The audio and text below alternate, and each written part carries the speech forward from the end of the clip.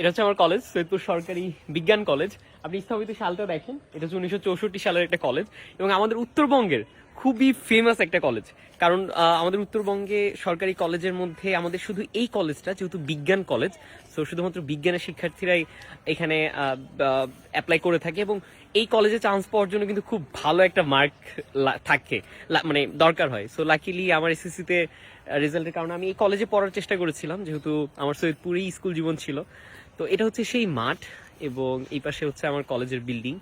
আমার মনে আছে যে আমরা হচ্ছে কোভিড এর ব্যাচ, অর্থাৎ এইচএসসি 21 আমাদের। তো আমরা কলেজ সময়টা পুরোটাই কোভিড এর মধ্যে চলে যাই এবং আমরা খুবই দুর্ভাগ্যজনক যে আমরা পুরো সময়টা আমরা কলেজ জীবনের পাইনি।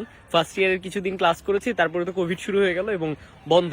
এবং আমরা এইচএসসি অটো পাস না, আমরা এইচএসসিতে হচ্ছে পরীক্ষা দিয়েছিলাম এবং খুব শর্ট এক্সাম হয়েছিল আমাদের।